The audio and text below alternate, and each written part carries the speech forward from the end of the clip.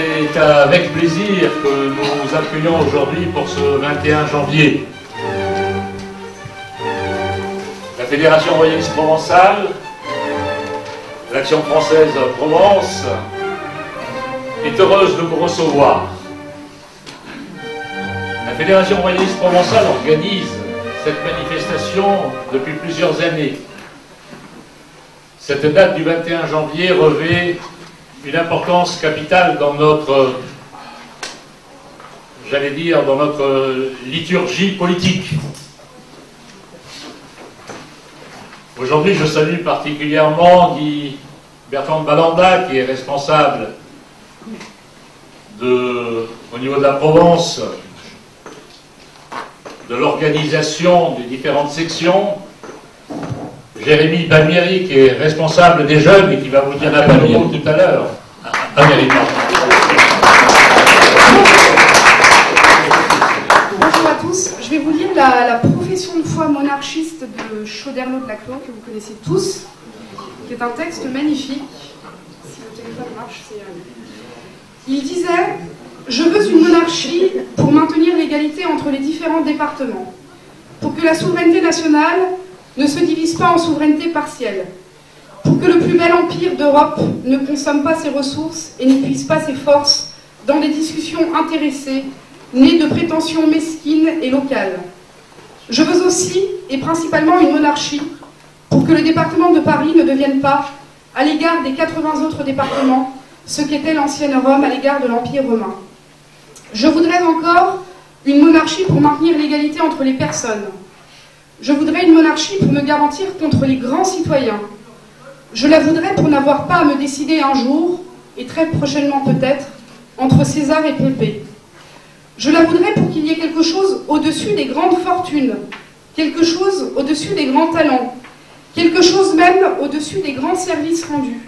Enfin, quelque chose encore au-dessus de la réunion de tous ces avantages, et ce quelque chose, je veux que ce soit une institution constitutionnelle, une véritable magistrature, l'ouvrage de la loi créé et circonscrit par elle, et non le produit ou de vertus dangereuses ou de crimes heureux, et non l'effet de l'enthousiasme ou de la crainte. Je ne veux pas d'une monarchie sans monarque, ni d'une régence sans régent. Je veux la monarchie héréditaire. Et il poursuit. Je veux une monarchie pour éviter l'oligarchie. Et je prouverai, au besoin, être le plus détestable des gouvernements. Par conséquent, je ne veux pas d'une monarchie sans monarque, et je rejette cette idée, prétendue ingénieuse, dont l'unique et perfide mérite est de déguiser, sous une dénomination populaire, la tyrannie oligarchique. Et ce que je dis de la monarchie sans monarque, je l'étends à la régence sans régent, au conseil de sanction. Dans la possibilité de prévoir jusqu'où pourrait aller l'ambition si elle se trouvait soutenue de la faveur populaire, je demande qu'avant tout, on établisse une digue que nul effort ne puisse rompre. La nature a permis les tempêtes, mais elle a marqué le rivage, et les flots impétueux viennent s'y briser sans pouvoir la franchir. Je me demande que la Constitution marque aussi le rivage aux vagues ambitieuses qu'élèvent les orages politiques. Je veux donc une monarchie, je la veux héréditaire, je la veux garantie par l'inviolabilité absolue, car je veux qu'aucune circonstance, aucune supposition ne puisse faire concevoir à un citoyen la possibilité d'usurper la royauté. c'est largement un credo monarchique, un credo politique. Bien. Lorsque je lis le programme de la réunion, je crois qu'il est prévu une réunion avec Maître Trémollet de Villers à propos de Jeanne d'Arc. Parler de Jeanne d'Arc au moment, le jour de l'exécution de Louis XVI n'est pas un hasard. Ce sont deux martyrs qui illustrent l'histoire de France. Et nous avons pensé que les associer dans cette commémoration étaient tout à fait licites. Pour cela, Maître Jacques Trémollet de Villers, qui a publié son livre Jeanne d'Arc, Le procès à Rouen, était l'orateur le plus désigné, le plus apte à nous en parler. Maître, cher Jacques, C'est avec grand plaisir que nous vous accueillons au nom de la Fédération royaliste provençale, au nom de l'Action française de Provence, bref, au nom de l'Action française tout court, dans sa forme immuable et permanente.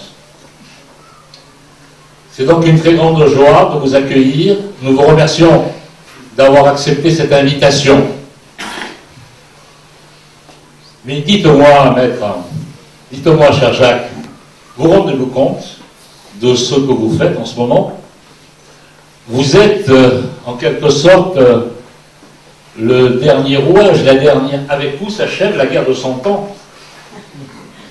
Vous êtes l'instigateur du Seigneur des Anneaux. Vous êtes le Seigneur des Anneaux. Vous êtes l'homme par qui l'anneau, mis en vente en Grande-Bretagne, nous est revenu en France au prix de presque ce qui a failli être un casus belli entre la France et la Grande-Bretagne. Bref, la sagesse monarchique, la sagesse de la reine d'Angleterre a définitivement clos ce débat. Comme vous avez clos la guerre de 100 ans par ce geste. Oui, cet anneau, vous l'avez revendiqué, vous avez demandé à Philippe de Villiers de l'acquérir. Cet anneau qui est parti, au même temps que le Brexit d'ailleurs. Je parle du premier Brexit, lorsque Jeanne d'Arc a voté les Anglais hors de France. C'est le plus grand Brexit de l'histoire.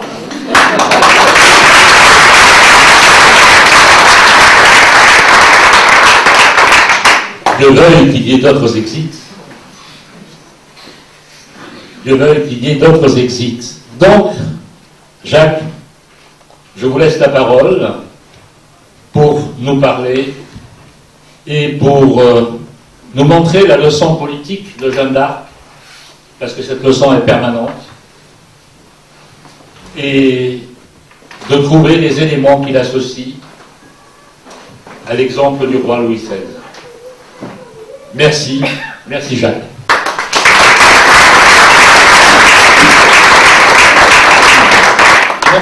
Merci à vous de m'avoir invité ici.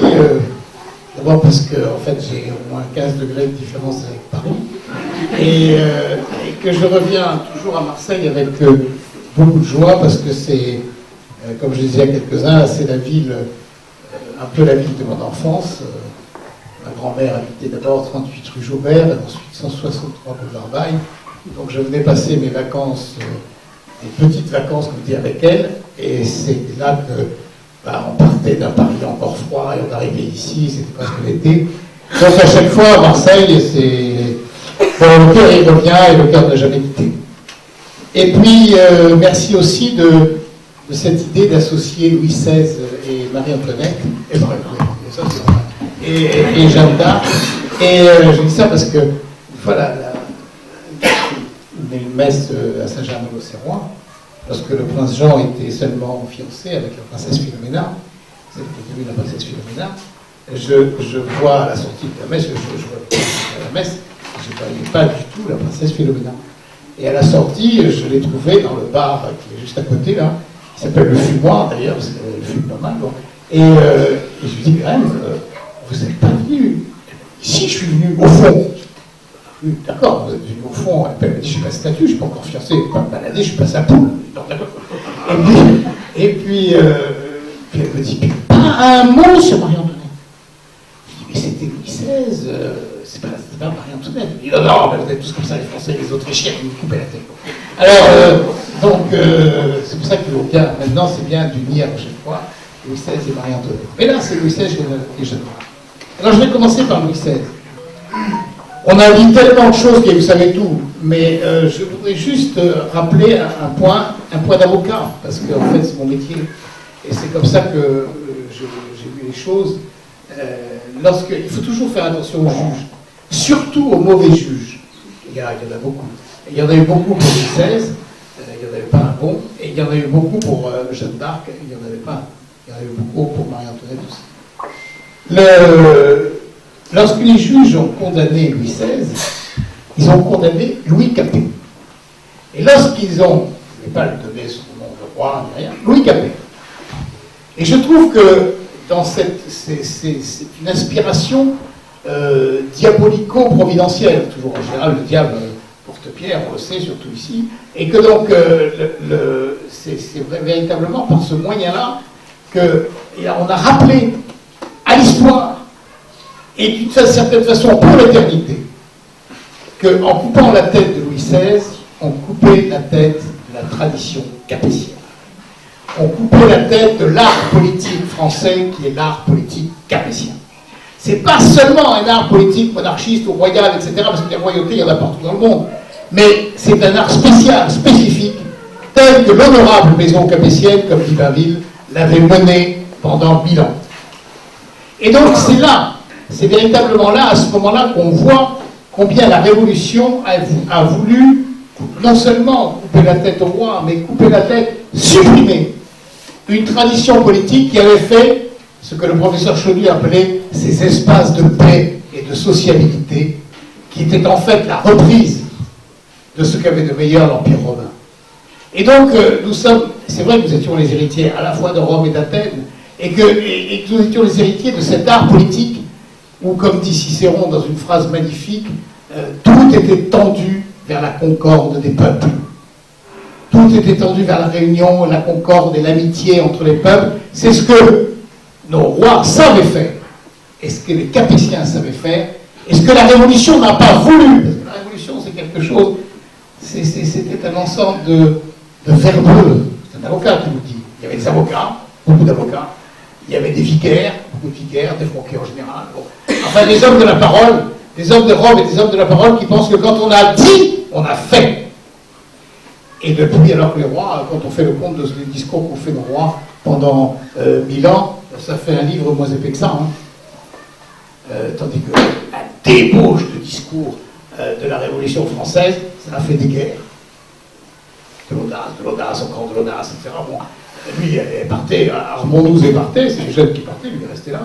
On lui a coupé la tête à lui aussi, parce que la Révolution, c'était voir tout le monde. Mais il y a quand même, c'est cette espèce d'utopie, d'utopie sanglante, qui a remplacé la politique de sagesse, de bon sens que les Capétiens avaient construit patiemment et avec lequel ils avaient fait ce chef-d'œuvre du plus beau royaume qu'on ait vu celui-ci. C'est tellement vrai que le cousin du roi, Philippe Égalité, qui avait pensé, raisonnant à l'ancienne, que, bon, d'accord, c'était pas très joli de voter la mort du cousin, mais après, de toute façon, il était fichu, mais après, on remplacerait la branche cadette, on remplacerait la branche aînée, et en fait, on reprendrait une monarchie, et on reprendrait un style capétien que Louis XVI n'était plus capable de faire, pour des raisons d'ailleurs qui ne pas venir à lui, et qui tenaient au désespoir des circonstances. Mais à Philippe Égalité aussi, on lui a coupé la tête. Et ensuite, le martyr fait à Louis XVII le premier crime, le premier vrai crime contre l'humanité. André Frossard, bien joué, le crime contre l'humanité, c'est, la définition du crime contre l'humanité, c'est de tuer quelqu'un parce qu'il est né. Louis XVII a été martyr parce qu'il était né capétien. Parce qu'il était le fils de Louis Capet. Il fallait pour ça qu'il subisse l'effroyable martyr, l'effroyable infanticide qui a été la vie et la mort de Louis XVII. Donc nous sommes là dans une volonté qui est vraiment une volonté d'éradiquer, de couper la tête au sens fort du terme à ce qui était notre tradition politique. Et c'est tellement vrai que lorsqu'après la tourmente napoléonienne, Louis XVIII revient et commence à rétablir une tradition, que Charles X la suit, une petite révolution chasse Charles X. Et quand Louis-Philippe veut continuer, une petite révolution aussi 18 ans après, chasse Louis-Philippe qui part en disant pire que Charles X. Parce que la révolution qui avait gagné, et qui avait gagné l'ensemble des esprits de l'Europe entière, ce qu'elle fera après, ne voulait plus de cette tradition capétienne. Et depuis 1848, il n'y a plus pratiquement dans le monde entier d'ordre politique. Il n'y a plus d'exemple d'ordre politique, et nous sommes aujourd'hui dans les derniers soubresauts de cette, j'espère que ce sont les derniers, de cette absence, de cette immense dérive de l'ordre politique, et où personne n'a pu encore rétablir, ou personne n'a pu donner l'exemple de ce que les Capétiens avaient fait. Alors le quel est Jeanne là-dedans? Eh bien justement, si vous regardez l'histoire, si nous regardons l'histoire, c'est à ce moment-là, c'est dans les années 1850, que Jeanne revient. C'est vrai qu'elle revient aujourd'hui avec la nôtre, mais avant elle est revenue. Et elle est revenue d'une façon étonnante. Elle revient par les travaux de Quicherat, qui est chartiste, directeur d'école des chartes, grand patron de la conservation des documents, qui est libre penseur, qui est scientiste, comme tout le monde l'était à l'époque, et qui découvre le procès de Jeanne. Et qui sort, comme dit Sainte-Beuve, qui sort le procès de la poudre du greffe, et qui dit, mais c'est étonnant. Qu'est-ce que je vois? C'est étonnant. Et tout le monde se précipite. En quelques années, 500 livres. 500 livres sur Jeanne. Dont le plus célèbre, Michelet. Michelet qui dit, ça y est, on tient la fille du peuple, la nation incarnée, et selon la formule, la traditionnelle formule épouvantable d'Anatole France, mais enfin avec l'humour d'Anatole France, à Jeanne d'Arc, abandonnée par son roi, brûlée dans l'église, la République reconnaissante. Donc, et on fait, on gagne, et elle fait, et elle commence par être l'idole du peuple. À ce moment-là, l'Église, certains hommes d'Église commencent à réagir, dont le père Jean-Baptiste Hérol, prodigieux jésuite, qui fait un bouquin de 6 volumes, qui consacre sa vie à Jeanne, dans lequel il se bat contre Michelet, contre Quicherat aussi, contre tout le monde, pour dire, mais Jeanne n'est pas à vous, Jeanne est à l'Église. Et puis il se dit, oui, mais enfin quand même, l'Église, il n'y a personne qui s'est levé au moment où elle a été condamnée. Hein. Elle a été condamnée unanimement. Et on n'a pas vu une voix épiscopale, cléricale, pontificale se lever pour dire, mais qu'est-ce que c'est que ce truc?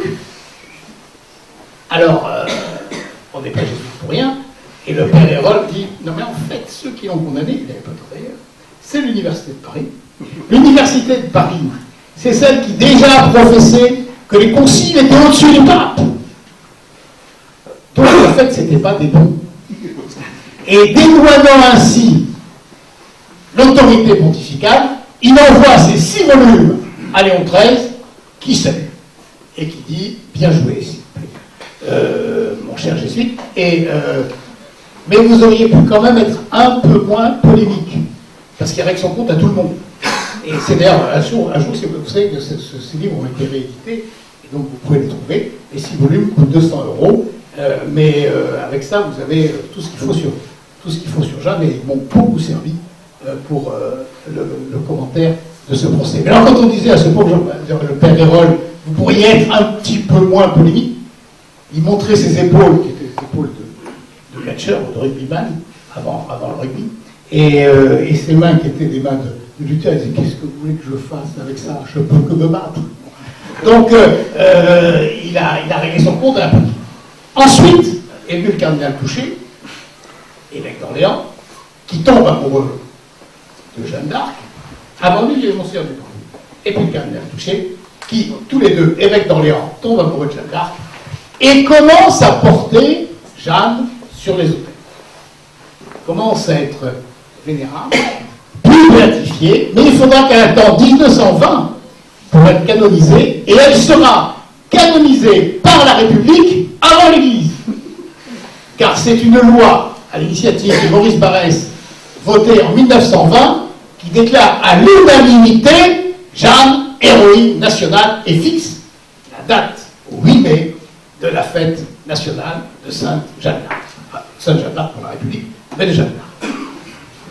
Donc on a un phénomène étonnant. C'est que, de ce qu'on dirait aujourd'hui de l'extrême droite à l'extrême gauche, tout le monde se réclame de Jeanne. J'ai fait il y a quelques mois une émission sur sur France Culture avec Colette Beaune, grand spécialiste de Jeanne d'Arc, et Michel Villog, grand spécialiste de l'histoire de Jeanne d'Arc dans l'histoire. C'est comment s'établit cette renommée, etc. Et le sujet était précisément C'était pas le sujet, c'était pas l'histoire de Jeanne. Le sujet, c'était pourquoi Jeanne aujourd'hui. C'était juste après le retour de l'anneau, et tout le monde ne parlait que de Jeanne. Et le journaliste de France Culture, alors France Culture, vous savez, c'est le premier endroit soviétique du monde. Et donc, voilà, mon attaché de presse m'avait dit, je vous accompagne. Je dis, rassurez-vous, je ne peux pas tout seul, ils ne me dévoreront pas. Elle me dit, non, c'est pas ça, mais je pense que vous allez vous énerver. Je dis, non, rassurez-vous, je peux me calmer. Alors, c'était extraordinaire parce que j'arrive, il y avait un petit salon avant, là, où on nous offrait un show comme ça, là, une bouteille d'eau et 3 cacahuètes. Et puis, alors, il y a Michel Vidal et Colette Beaune qui parlaient entre eux. Moi, j'arrive, je salue, et puis je fais des petites phrases gentilles. Puis je dis, madame, je suis très honoré d'être avec la grande spécialiste Jeanne. Bonjour, monsieur. Michel Vidal, vous, on a fait bonjour, monsieur. Et puis, ils parlaient entre eux, j'étais transparent. En fait, je sais dire que je n'étais pas du sérail, c'est vrai que je n'avais pas fait des études, quoi. Donc, on ne voyait pas. Quoi. Bon. Alors, mon adversaire prend l'ascenseur pour monter dans le studio, là, et elle dit, à moi, à mon attaché de presse, vous avez fait quand même une belle couverture. Alors, j'ai dit, merci madame, et vous savez, à l'intérieur, une très belle typographie. Très, très belle présentation. Alors, elle dit, oui, c'est vrai. Et alors, dans l'ascenseur, avec une voix stentor, mon attaché de presse dit, et surtout le chiffre des ventes. Alors, pourquoi vous avez dit ça? Elle dit, parce que vous en avez vendu 10 fois plus qu'eux. Oui, alors là, vous me tuez. Alors, elle dit, oui, ça c'était l'injure suprême. Bon.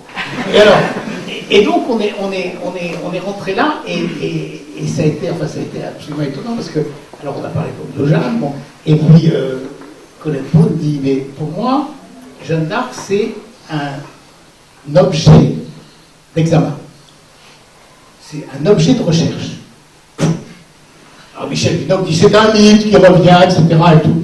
Alors après, le type se tourne à moi et me dit, et vous, maître? Je dis, moi, c'est une jeune fille dont je suis éperdument amoureux.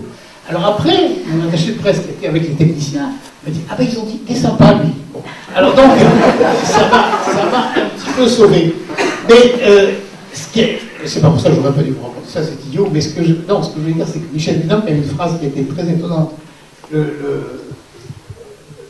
L'animateur de France Culture lui dit, et Jeanne maintenant, elle revient où? Et Michel Vinocq dit, là où elle aurait dû toujours rester, à gauche. Et alors, je complète cette anecdote par une autre que j'ai vécue aussi. La première conférence que j'ai faite sur ce livre, après la conférence aux belles lettres, c'est dans une librairie parisienne du 14e arrondissement, la librairie Tropique. Si un jour vous voulez vous amuser, vous allez sur Internet, vous avez la librairie Tropique, et vous regardez, vous tapez Jeanne, et vous regarderez la vidéo qu'ils ont faite de cette intervention. Le patron de la librairie Tropique m'envoie un courriel me disant, maître, est-ce que vous accepteriez de venir parler de votre livre dans la librairie? Point d'interrogation, à la ligne, je suis une librairie hegeliano-marxiste. Je lui réponds, très volontiers, cher monsieur, je ne savais pas qu'il existait encore des librairies hegeliano-marxistes. Il me répond, là encore et de trop, mais je vous attends. Je dis, je viens. Donc j'arrive, et il y avait au point de l'audition, Gazette, c'est une librairie que je m'appelle. Et le patron, très sympathique, commence à dire, eh bien, mes chers amis, il y en a ici qui doivent être étonnés que j'ai invité Maître Trémollet-Villers, qui n'est pas franchement de mon bord, et pour parler de Jeanne d'Arc, qui n'est pas franchement ce que je vends d'habitude. Bon. Mais, comme disait le camarade Vladimir Ilyich Lénine, les faits sont têtus. Et comme disait mon maître Hegel, l'histoire est parsemée de faits transcendantaux. Jeanne est un fait transcendantal. Maître, vous avez la main. Monsieur, merci, j'ai pu aller. Alors, si, comme un avocat, il faut un moyen de parler, donc je parle. Et je raconte, et j'ai en train de raconter un peu ce qui est dans mon livre, quand un monsieur, on était peu nombreux, j'étais assis là, il y avait un monsieur qui était juste à côté, qui me prend par la manche, à un moment qui m'a juste fait un tout petit silence, il me dit, maître, quand je vous regarde, je pense que vous n'êtes pas un perdreau de l'année. Je ne suis pas un perdreau de l'année. Ça fait un demi-siècle au moins que vous plaidez, j'ai à peu près. Vous en avez vu des choses. Oui. Et vous avez vu des choses, vous avez vu des gens, vous avez une expérience. Et alors comment vous pouvez y croire? Là, à votre âge, avec cette expérience, à ces Sainte Marguerite, Sainte Catherine, Saint Michel qui apparaissent avec des couronnes, enfin c'est pas raisonnable, comment? Bon, et moi je disais, il va falloir que je lui réponde.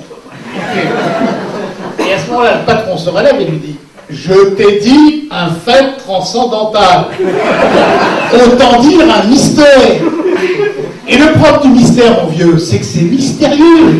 Et si tu demandes à un maître Trémollet de t'expliquer le mystère, et s'il y arrive, il n'y a plus de mystère. Je dis merci.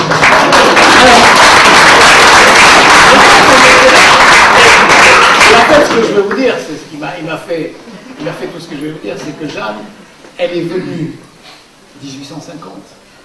Elle arrive au moment du triomphe du scientisme, du triomphe du progrès continu, du triomphe de ce qui va engendrer les deux grandes idéologies du XXe siècle, le libéralisme d'où sortira le capitalisme sauvage, etc., et le marxisme d'où sortira le communisme, etc. Et puis, par voie de réaction, le fascisme et le nazisme, qui ne sont d'ailleurs que des formes succédanées de marxisme.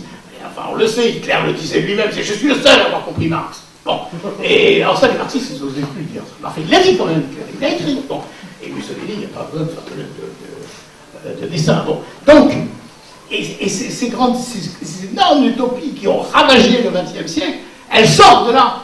Et c'est au même moment de ce triomphe du matérialisme, du naturalisme au sens fort du terme, c'est-à-dire de cette idée que nous sommes un monde clos, fermé, de barbelé, qui n'a pas de ciel, qui n'a pas de Dieu, qui n'a rien. C'est la formule extraordinaire de la place de Napoléon, quand Napoléon lui dit « Alors monsieur, mais dans votre système, où est Dieu? Dieu est une hypothèse dont je n'ai pas besoin. » On en est là, bon.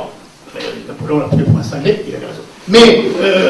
Mais il n'empêche que on en était là. Et Jeanne apparaît comme mais pas le contraire, comme le tout autre monde. Le tout autre monde qui vit les deux mondes. Le monde d'en haut et le monde d'en bas. Et qui le lit dans le domaine qui est le plus surprenant. Le militaire, le politique et le judiciaire. La sainteté dans le militaire, il n'y en a pas beaucoup. La sainteté dans le politique, c'est rarissime. La sainteté dans le judiciaire, il n'y a que ça. Du côté des condamnés. Et donc, mais c'est tout. Et c'est à ce moment-là qu'elle arrive et qu'elle fiche tout en l'air et qu'elle renverse tout comme elle avait tout renversé. Entre le 20 février 1429 et le 17 juillet 1400. Oui, tout est renversé. Vous vous souvenez? Oui, vous êtes des gens très calés, très cultivés, vous êtes des gens comme ça, c'est évident. Mais parfois, je suis toujours un peu obligé de rappeler quand même les bases, parce que je m'aperçois que même chez les médias, il y a des confusions absolument ahurissantes. J'ai un admirable hérétique, là, et pour qui le roi Louis XVI priait, pour ceux de nos frères qui sont dans l'erreur, mais on ne les condamne pas. Bon, au contraire, on les aime encore plus, c'est pour ça qu'ils restent dans l'erreur, parce qu'ils sont encore plus aimés. Et donc, mais j'en ai quand même entendu beaucoup me dire que Jeanne, aussi, elle l'avait suscité contre les protestants. Hein. Alors, il y a des moments... bon, c'est comme, d'ailleurs, quand vous êtes jeune encore, enfin, vous avez un peu de mon âge, mais quand on visitait, quand j'étais jeune et qu'on visitait la tour Constance, la tour de Constance à Aigues-Mortes, la tour de Constance, qu'elle était à Machicoulis, disait celui. Et c'est là que Saint-Louis jetait dans la fosse les protestants. Alors, il faut quand même rétablir un peu la chronologie. Bon, et bien là, donc, au moment où Jeanne arrive, l'université de Paris, qui s'appelle elle-même le soleil radieux de la chrétienté, en toute humilité, l'université de Paris qui fait les rois et qui fait les papes. Vous savez qu'il y avait 3 papes. Il y avait 2 papes d'abord. On a consulté l'université de Paris pour savoir lequel des 2 était le bon. On a réuni un comité d'experts, que Jacques Bainville appelait le comité des doigts dans l'œil. Et le comité d'experts s'est réuni, et quand on a eu la consultation de l'Université de Paris, on n'a pas eu de pape, on a eu 3. Donc, et les Italiens, furieux lorsqu'on est consulté de l'Université de Paris, et pas Rome, disaient avec l'accent italien, mais nous croyons que l'Université de Paris a une caisse où elle sort les papes comme elle veut. Donc, l'Université de Paris, c'était le sommet de l'orgueil intellectuel, de l'orgueil spirituel et de la compétence, quand même. C'est la Sorbonne. C'est donc le pouvoir culturel et le pouvoir spirituel du temps. Et le pouvoir politique, puisqu'ils ont fait le royaume de France et d'Angleterre. Ils ont fait le traité de Troyes. Et ils ont rédigé la formule du serment que tous les bons Français devaient prêter, de servir loyalement le roi de France et d'Angleterre et de lutter par tous les moyens contre le prétendu Charles VII. Bon, donc c'est clair. Et imaginez Charles VI, qui est fou. Vous savez que Charles VI était fou. Charles VI, fou, marié à Isabeau de Bavière, dont on disait qu'elle était la plus grande putain de la chrétienté. Ce qui n'est pas un brevet de moralité. Bon. Et donc, qui est une vénalité à lui. Le roi fou, sa femme vénale, cède le royaume au roi d'Angleterre, qui devient roi de France et d'Angleterre, en déshéritant leur fils, qu'ils traitent de parricide. Alors on voit pas pourquoi.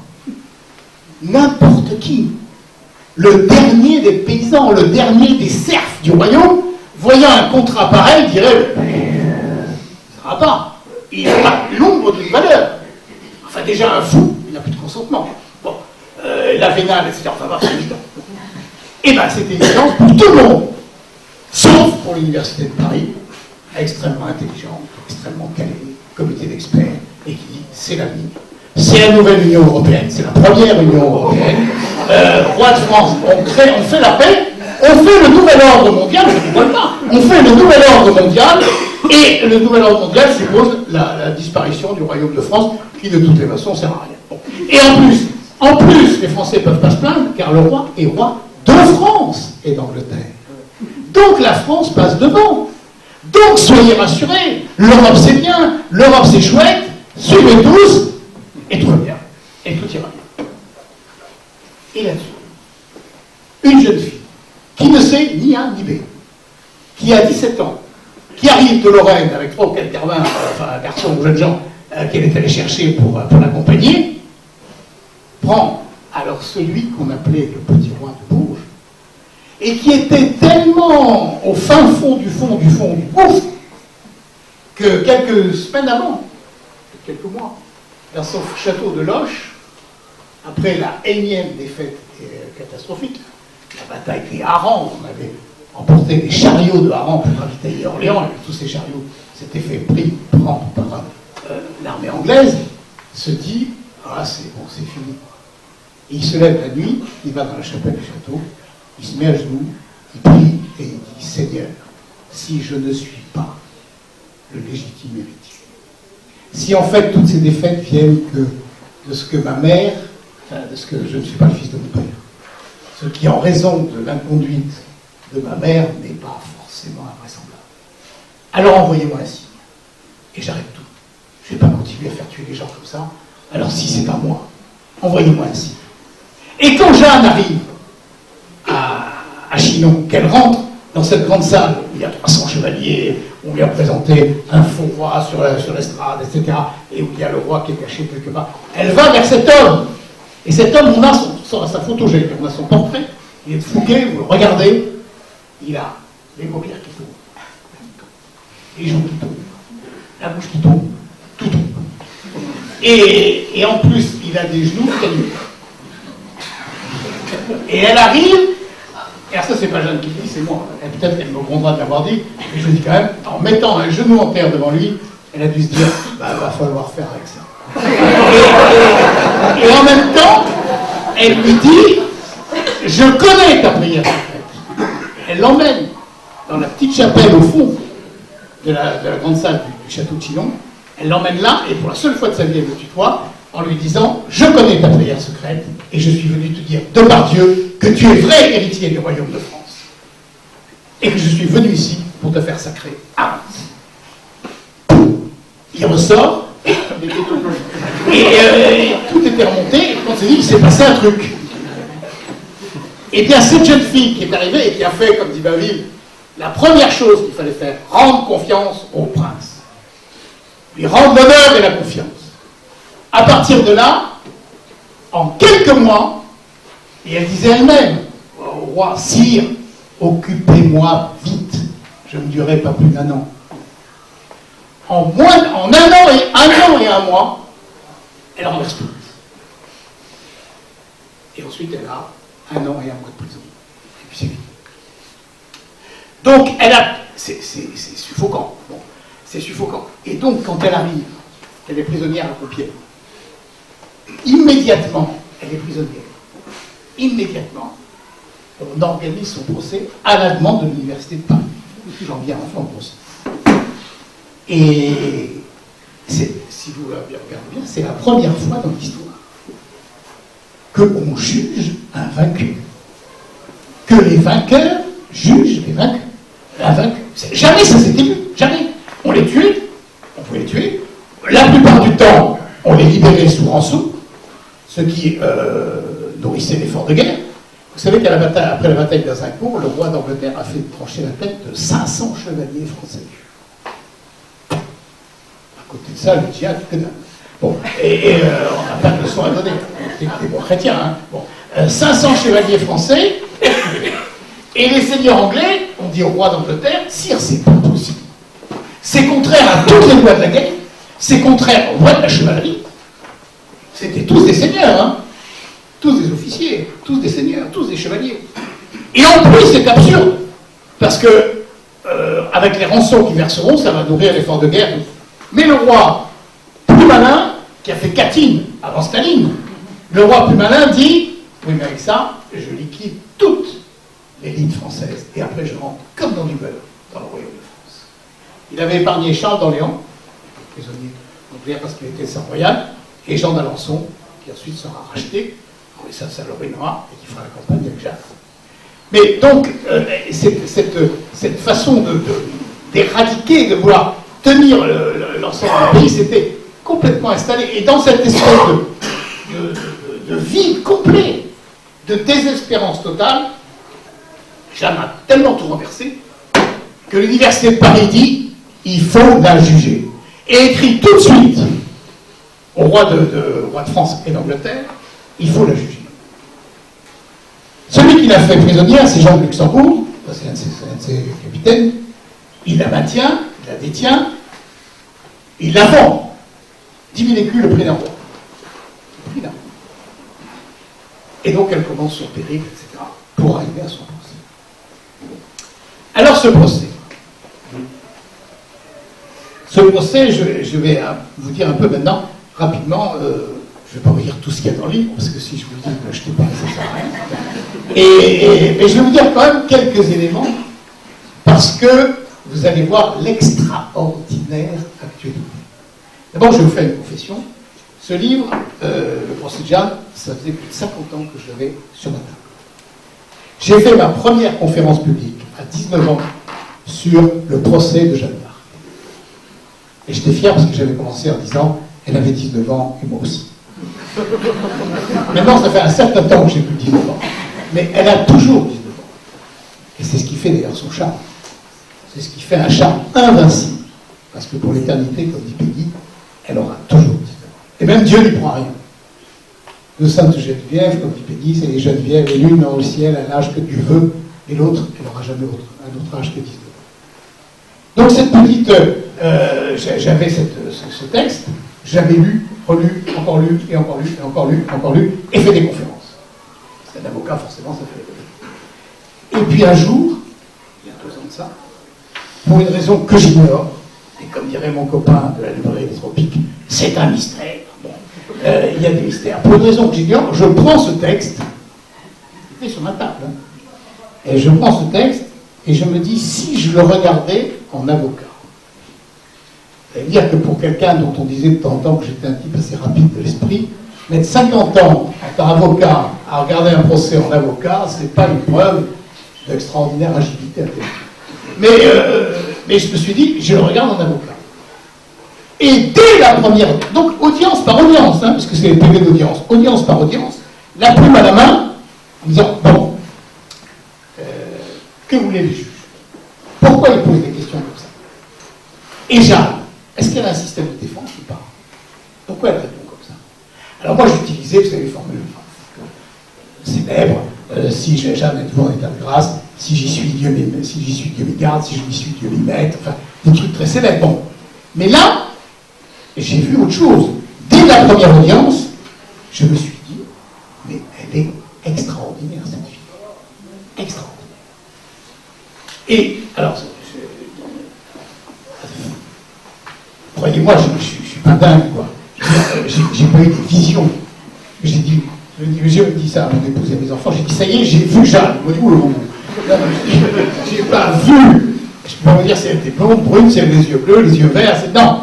Mais j'ai vu, avec les yeux de l'esprit, j'ai vu cette jeune fille se battre à l'audience et montrer une maîtrise de l'art judiciaire et de ce que nous appelons dans notre jargon pénaliste être une bête d'audience, comme on en voit peu, et peut-être comme on en a vu plus exactement jamais. Parce que vous prenez tous les grands procès.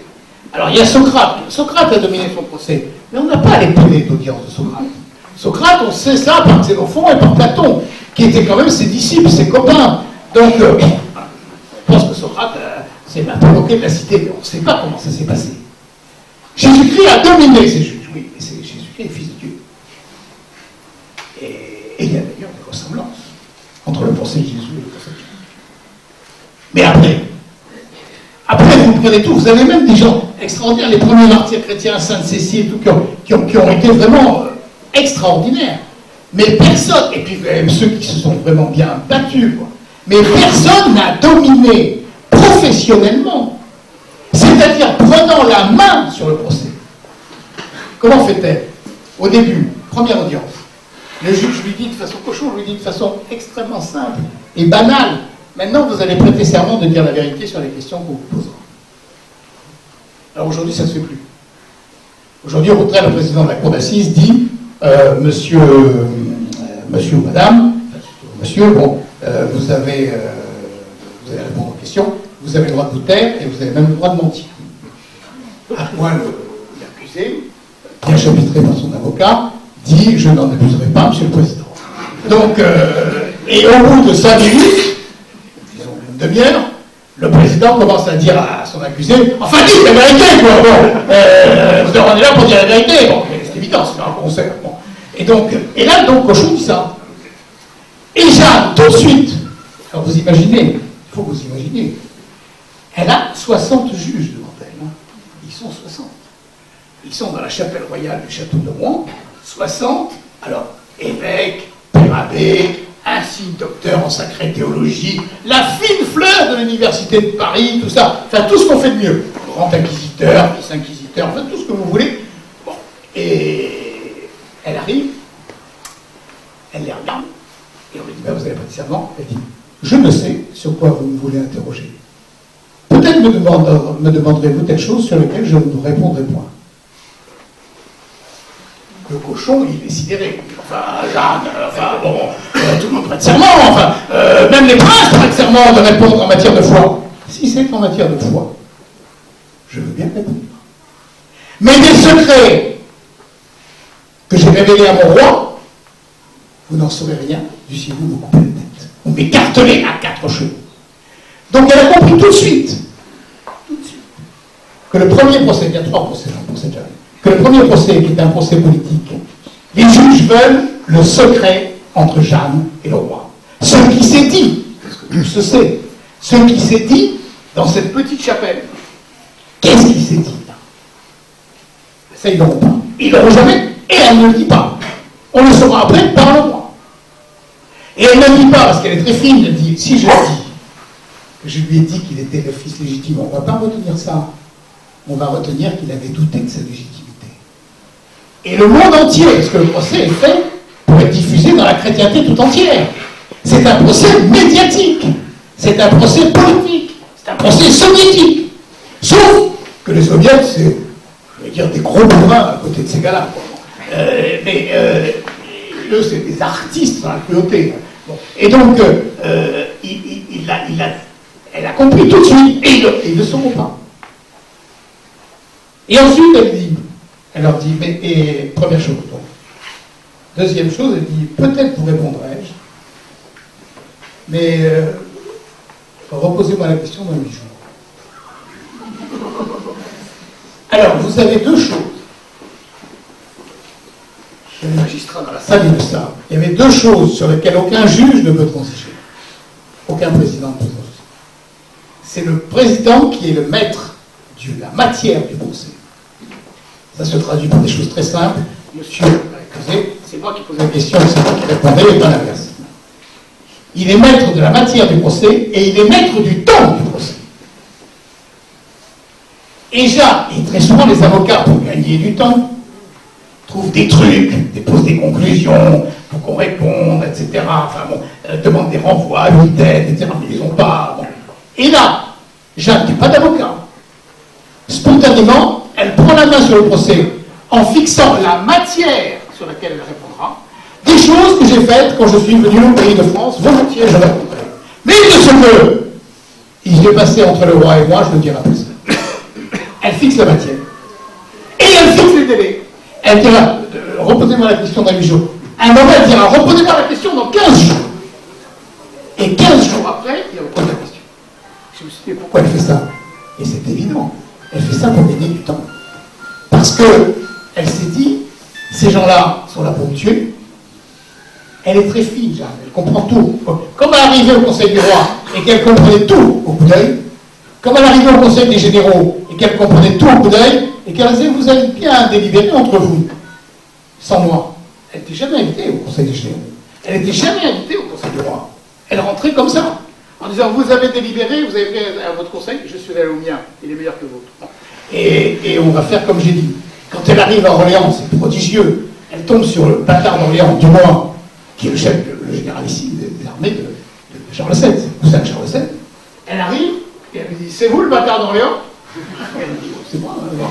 Eh bien, je vous félicite pas. Elle ne même pas bouger, moi. Je vous félicite pas. Vous m'avez fait passer par là, et c'était de l'autre côté qu'il fallait passer. Mais Jeanne, le courant était contraire, et le vent aussi. Elle dit, le vent, ça tourne. Et le vent tourne. Elle se dit, ouh, celle-là.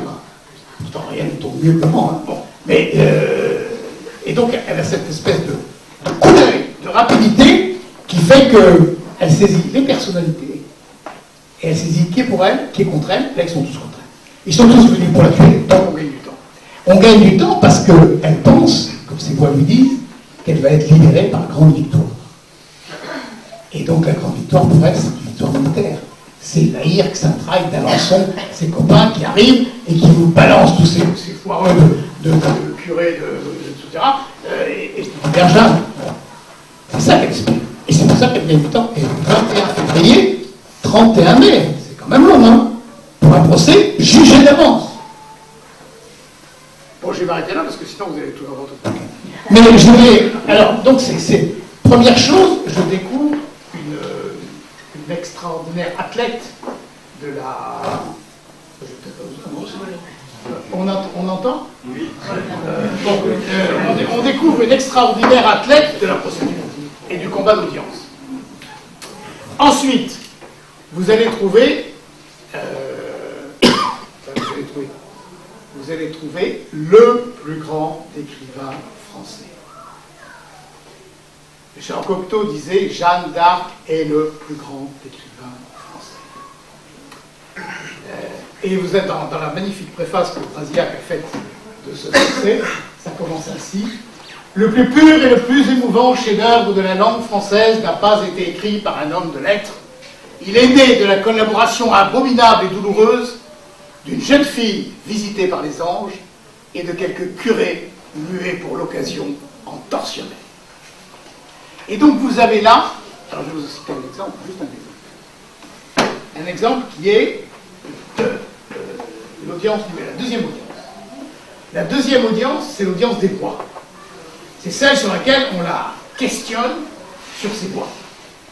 Et Beaupère lui dit, grand inquisiteur, lui dit, quand avez-vous entendu les voix pour la première fois? Jeanne répond. quand j'eus l'âge de 13 ans, j'eus une voix de Dieu pour m'aider à me gouverner. Vous entendez bien ça? J'eus une voix de Dieu pour m'aider à me gouverner. C'est extraordinaire. Je pense que vous pouvez y rester une semaine, 15 jours.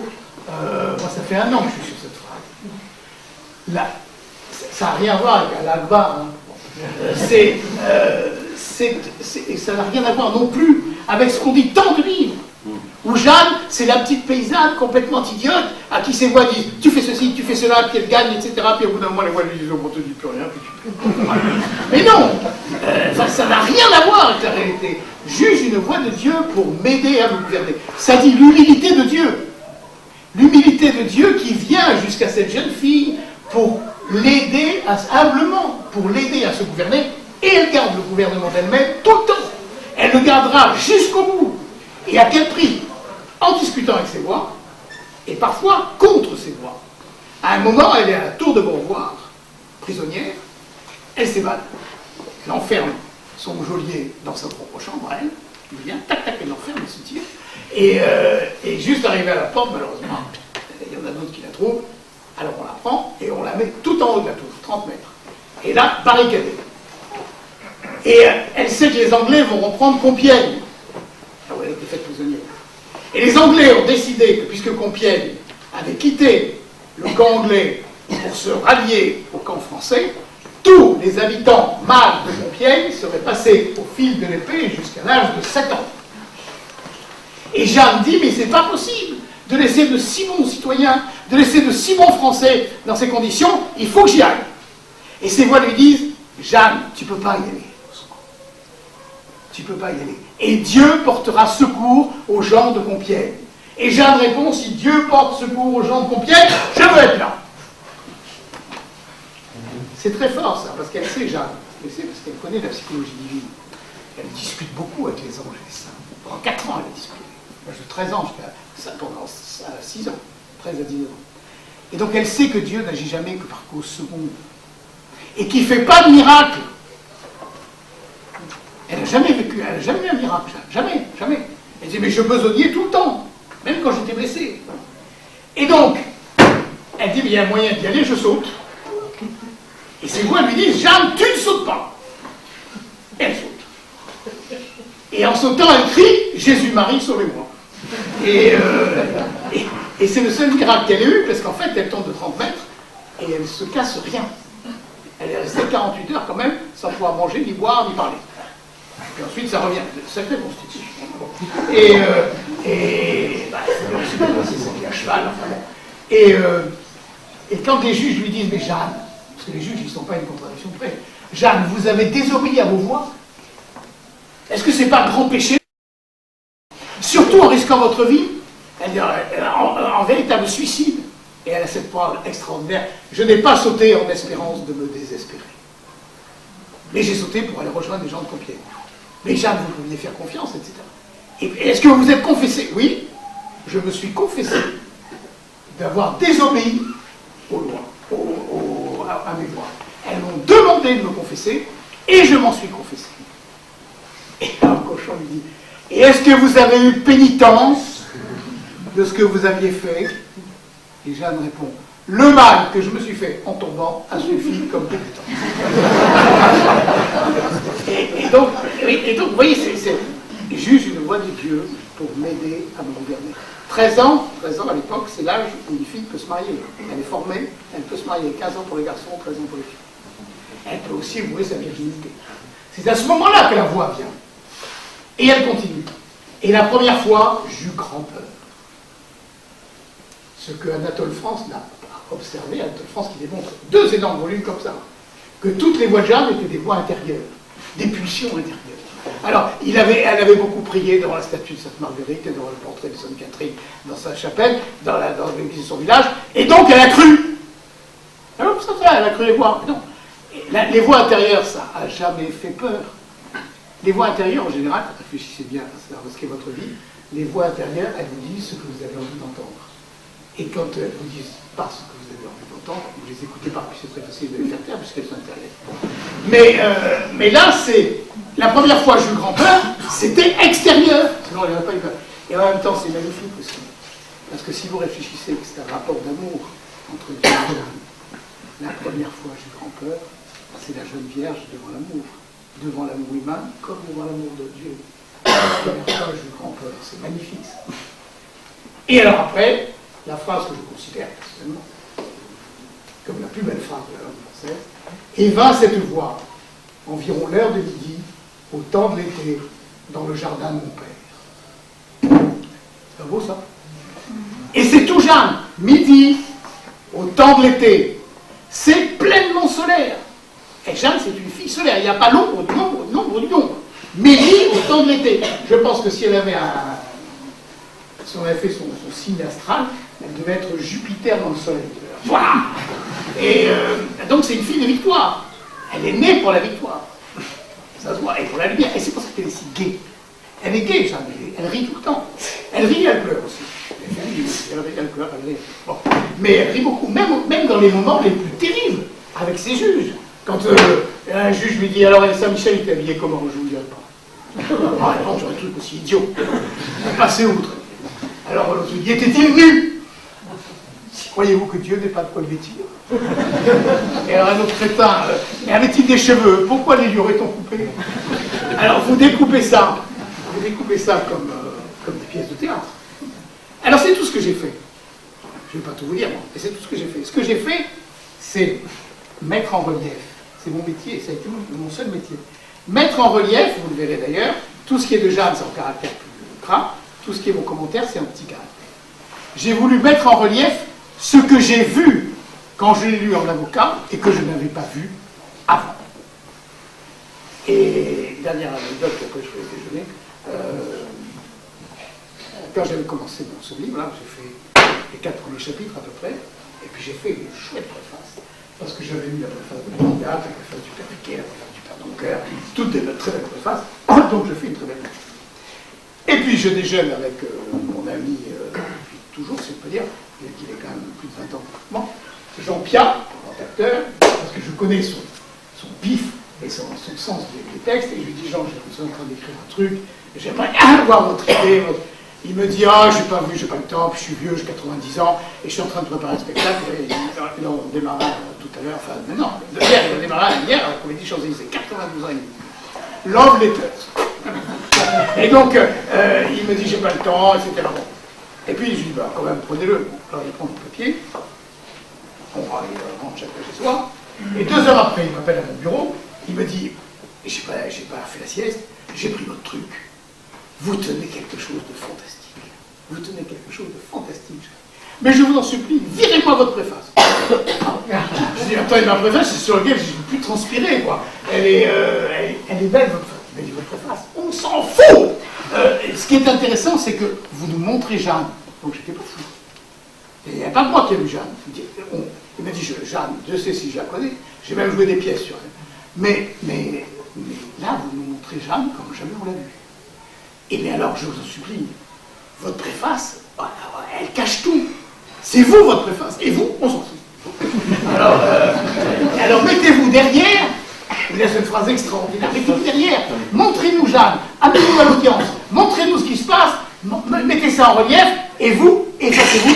Et là, cette formule extraordinaire, pour une fois, un avocat sera humble. Venant d'un comédien, ça manque pas de scène.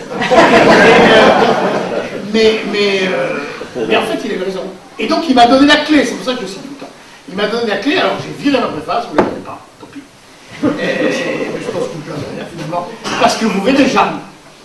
Et après, ben, c'est vrai, après tout se déroule, et il dit, mais enfin, chaque morceau d'audience est une pièce de théâtre. Et puis, c'est vous dire l'actualité sur le plan judiciaire. Pendant que j'étais en train d'écrire cette pièce, enfin ce livre, j'ai eu l'affaire d'Assise où je défendais un jeune Corse, certains connaissent ici, et qui avait un peu laissé traîner son ADN sur des poses de trucs de bombes. Enfin, voilà. Mais il plaidait non coupable et il plaidait très bien. Et qui les défendait, et on avait un président qui était très fort en présentation. Et le président, à un moment, lui pose une question qui durait 4 ou 5 minutes. Une vraie question précise, avec 5, 6 choses-trappes dedans.